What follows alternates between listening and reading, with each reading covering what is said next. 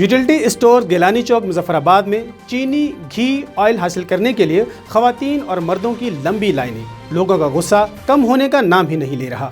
लोगों का कहना है कि हुकूमत ने शिनाख्ती कार्ड की शर्त लगाकर आवाम को ख्वार किया है।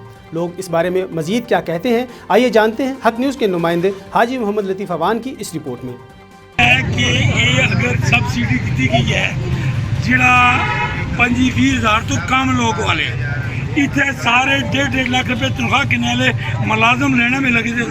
वो गरीब बेचारा पीछे या दुकानदार या होटल मैन या मुलाजम लेने में लगे होंगे। ठीक है, उन्होंने कार्ड जो कार्ड वाला सिस्टम इस्तेमाल हुआ है और सिर्फ जरूरतमंद तक जब है मुलाजम इस तो भलातर होना चाहिए।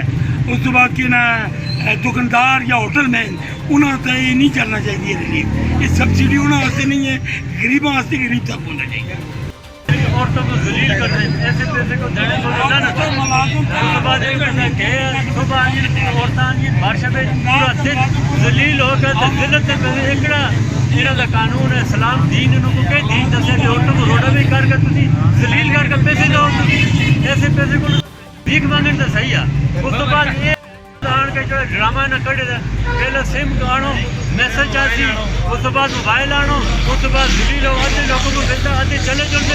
बाकी इन्होंने रिश्तेदार वगैरह जोड़े होंगे उन्होंने मोबाइल कॉन्टेक्ट है वो आते लेके चले जुड़ते सब आवाम के धोखाबाजी है। हुकूमत अगर इस जिल्लत न देती है तो हुकूमत अपने को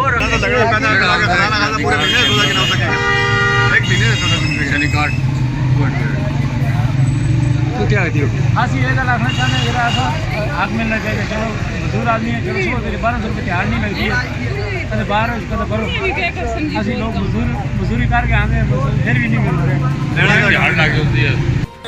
आओ ये शनाख्ती कार्ड ये नेट वाला सिस्टम खत्म करो, ऐसे कहना ना चीज़ जो मैं दिहाड़ी तो पता के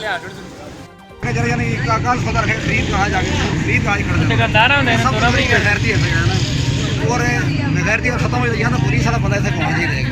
एक बंदा औरत जाए एक तरफ मर्द जाए ये और बुढ़ी पैसे वाला होता मैं भी सामान जाना लेकिन हमें आना नहीं है। ये बगैर दी खत्म होनी चाहिए। मोटा चना भी है, तकरीबन हर किस्म की दालें भी है। चीनी का स्टॉक कितने का है सुगुल? सर तकरीबन 100 पैकेट रात के तकरीबन 4-1500 की चीनी थी। अच्छा, घी कितने पे है? घी पे मेरे अच्छा सही है, बाकी तकरीबन हर चीज़ है। अच्छा।